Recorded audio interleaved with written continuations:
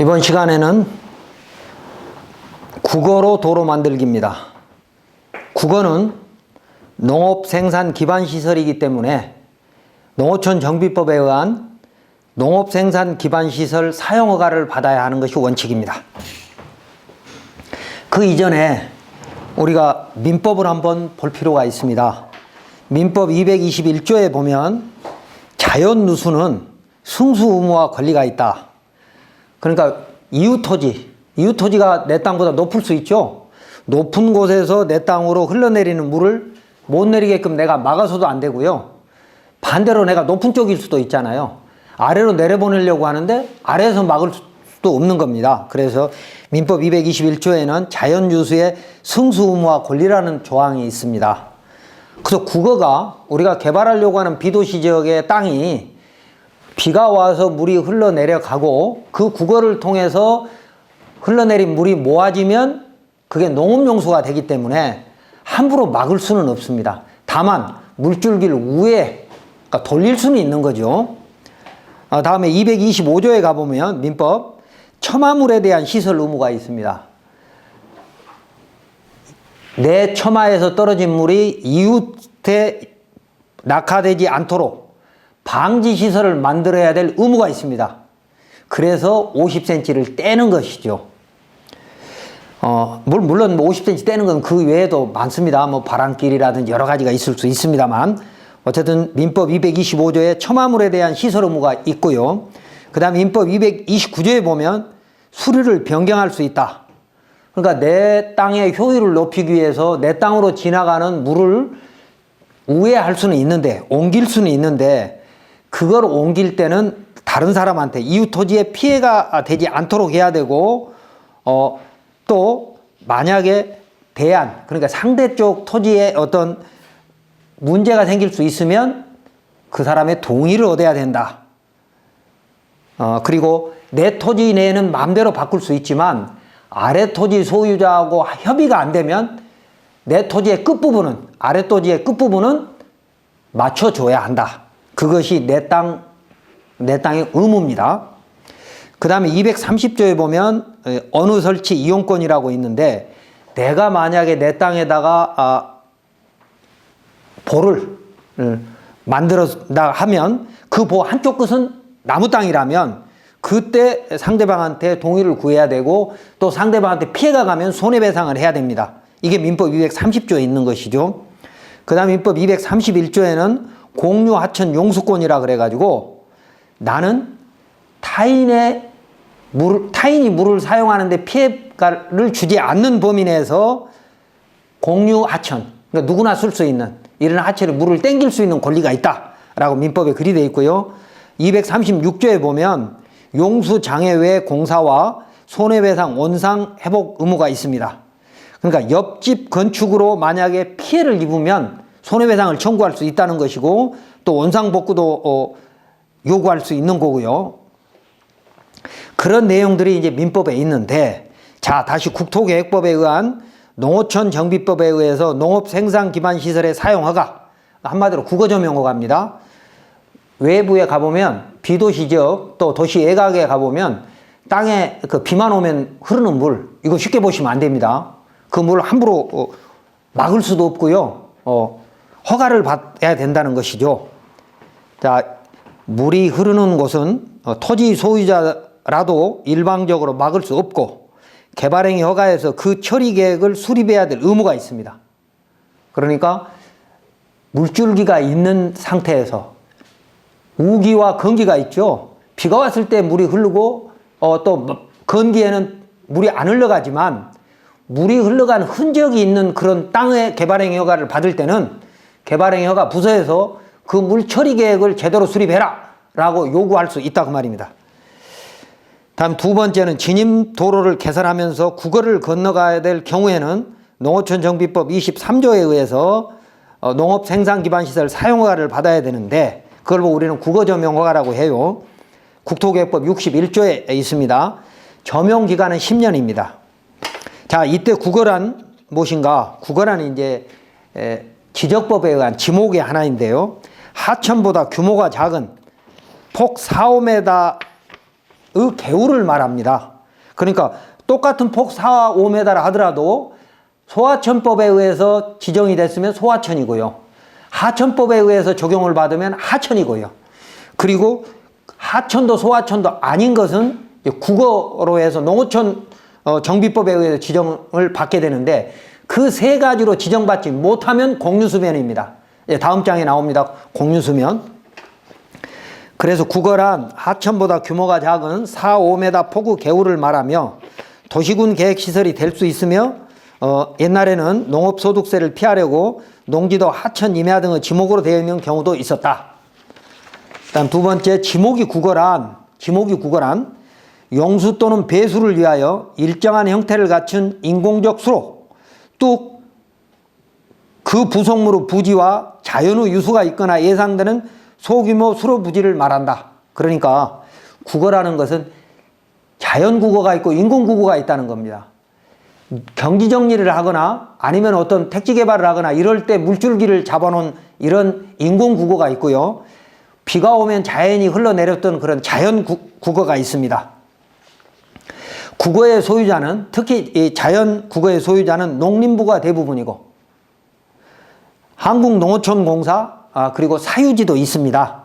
소유자가 불분명한 경우에는 국토부가 소유자가 된다라고 법에 그리 되어 있습니다. 국어는 특히 건기에는 보이지 않고 우기에만 보이는 것도 있는데 이것도 보호돼야 됩니다. 그렇기 때문에 이런 물이 흘러내리는 흔적이 있는 그런 토지를 개발할 때는 반드시 또 중개를 할 때도 마찬가지죠. 토목사무실의 도움을 받아야 합니다. 참고로 지목이 유지인 경우 있죠. 유지. 저수지 밑에 있는 땅이 지목이 유지입니다.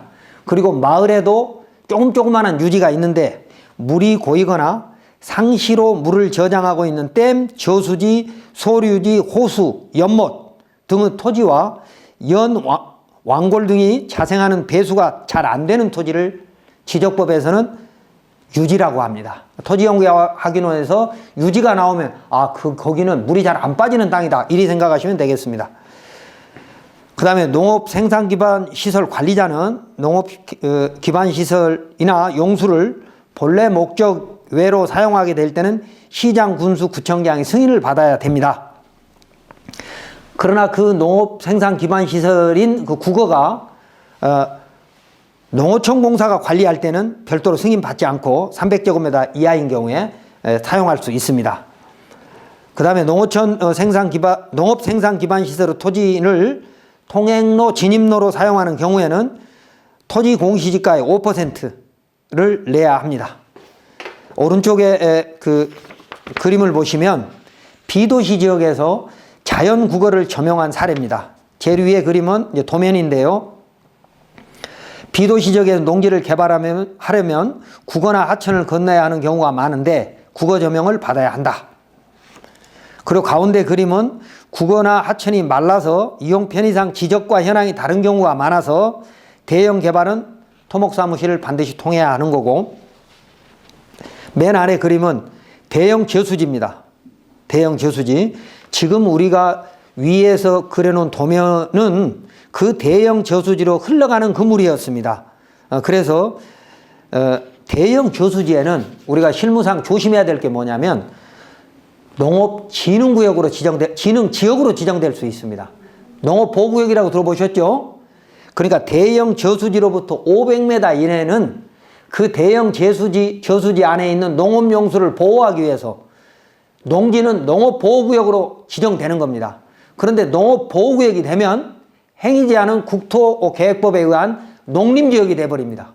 그러니까 농림지역은 일반인 개발이 안 되잖아요. 농업인 개발만 할 수 있는 거죠. 그래서 농업보호구역은 농지법에 전원주택을 지을 수 있다라고 하는 그런 예외 조항이 있어서 저수지가에는 좋은 전원주택, 별장 같은 주택을 지을 수는 있지만 그 외의 행위를 할 때는 이제 살펴봐야 한다는 것이죠. 왜? 농림지역이니까. 다음 페이지 보시면 그 금방 봤던 필지에 대한 토지용계 확인서입니다. 지목은 답이고 생산관리 지역인데 비도시 지역에서 대형 개발을 위한 진입로를 확보해야 하는 경우 도로 예정부지가 농업진흥지역 중 농업보호구역인 경우에는 사도법의 사도로 개설해야 한다.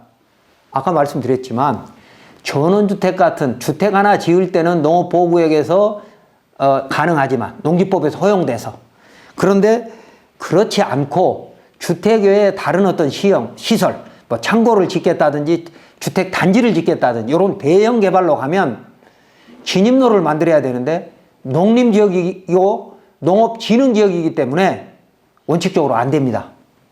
일반 개발행위는 안 된다 이 말입니다. 그러면 이럴 곳을 농림지역이고 농업진흥지역을 지나가서 도로를 만들려면 사도법의 사도로 개설해야 된다는 것이죠. 현황 도로만 가지고는 안 된다. 그래서 사도법의 사도는 도로법 도로 기준으로 만들어야 되는 것이기 때문에 비용과 시간이 많이 걸릴 수 있다. 참고하시기 바라고요.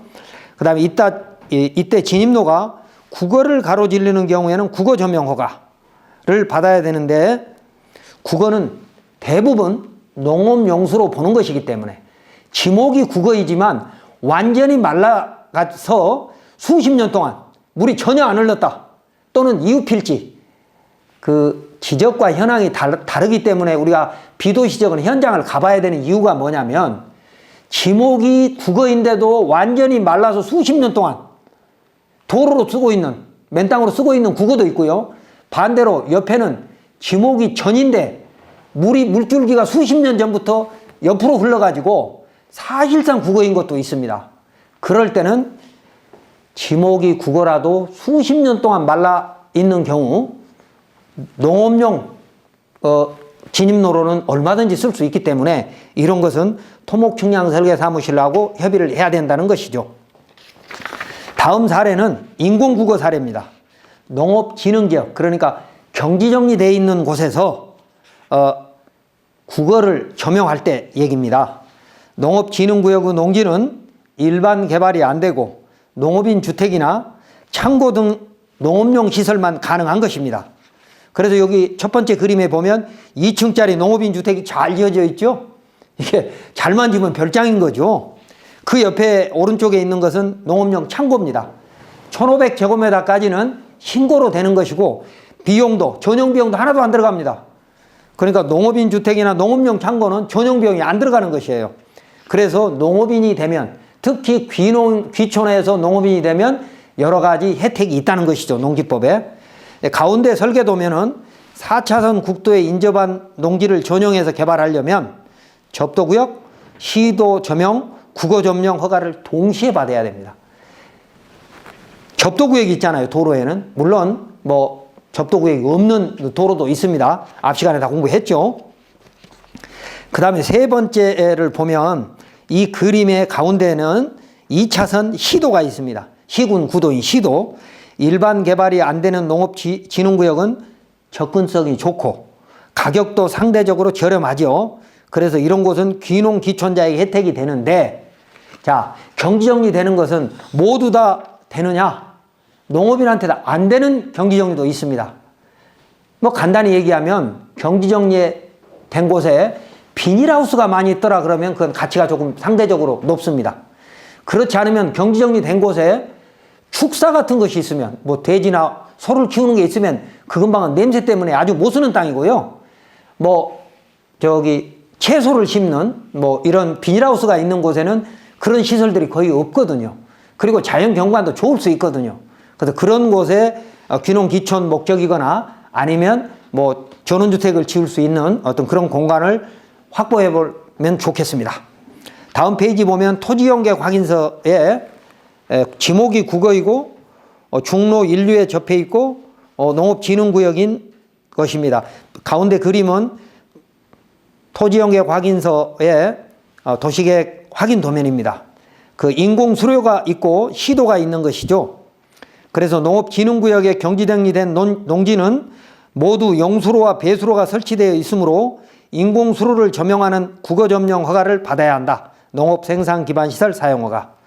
농업기반시설 목적의 사용이 농업생산기반시설 사용허가로 용어가 바뀌었고 이 허가에는 사용기간과 사용료가 있다. 이 부분에 대해서는 뭐 시청에 물어봐도 되고 토목사무실에 문의하면 되겠죠. 그 다음에 다음 페이지는 기타 국어 조명 허가 사례라고 했는데 세 가지가 있죠. 제일 위에는 지난 시간에 비도시 면지역의 현황 도로를 이용해서 맹지 탈출할 때 보여드렸던 그 자료입니다. 그 가운데 보면 주택이 있는데 주택 바로 옆에 새카맣게 있는 게 국어입니다. 그런데 국어가 이미 포장이 돼가지고 그 가운데 현황 도로와 주택과 주택 사이 현황 도로와 주택하고 사이에 국어가 사실상 덮어져 버린 거죠. 그럴 때는 국어의 동의가 필요 없다. 그 의미고, 가운데 그림에는 하천의 교량을, 오른쪽 그림이 그게 지금 박스 해놓은 거잖아요. 작은 교량을 만들어서 진입로를 만들고 이 교량은 지자체에 기부 체납해야 된다 이 말입니다. 그리고 밑에 그 설계 도면은 하천 조명 허가지 박스를 설치한 그 설계 도면입니다.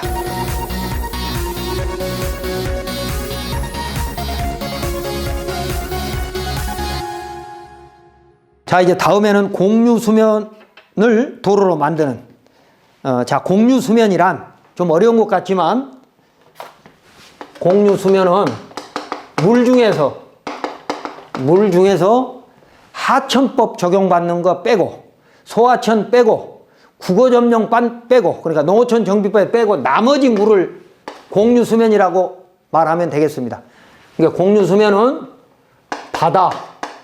바다에서부터 모든 물인데 바닷물부터 모든 물인데 국유인 경우에 공유 수면이라고 정의하고 있습니다. 국토계획법 61조에 보면 공유 수면 점용 허가가 있는데 자, 거기 책을 보시면 공유 수면에다가 도로를 개설하려면 그러니까 도로가 나가다가 물이 흘러간다 이거죠. 그러면 하천이면 하천법, 하천 점용 허가, 소하천이면 소하천 점용 허가, 그리고 국어 점용 허가 이런 것들이 아닌 것을 공유 수면이라고 하니까 공유 수문법에 의한 점 사용 허가를 받아야 되는데 실제 물이 흐르지 않는 법정 하천도 허가 대상이 될 수 있습니다. 법정 하천이면. 공유 수면이란 국유로서 바다, 바닷가, 하천, 호수, 국어, 기타 수면, 수리를 말하는 것인데 하천법, 소하천법, 농어촌 정비법, 항만법이 적용되는 공유 수면은 이 법을 배제한다 그랬죠. 그러니까 하천이나 소하천이나 농어촌 정비법이면 그 법에 의한 점용 허가만 받으면 된다 그 말입니다. 다음 지목이 국어가 아닌 국유 토지에 사실상 국어가 존재하는 경우에는 공유수면에 해당돼서 공유수면법 적용을 받아야 합니다. 실제로 해안가를 개발하다 보면 바다 및 바닷가를 매립해서 도로를 개설해야 되는 경우가 있습니다. 이 경우에는 공유수면을 매립해야 되는데 공유수면 매립 면허라고 합니다. 다음에 이제 빈지, 우리가 빈지라는 말은 바닷가입니다. 한문인데 바닷가. 빈지란 만조 수위선으로부터 그러니까 물이 만조이 때 수위선으로부터 지적 공부에 등록된 지역까지의 사이를 말한다. 그러니까 육지와 그림 있죠 밑에 육지와 바닷물이 만조이시에 닿는 곳 그 사이를 빈지라고 한다 이거죠. 이런 경우에는 이렇게 빈지를 만약에 건축허가가 나면 어떻게 되겠어요? 건축물이 인재가 날 수 있는 것이죠.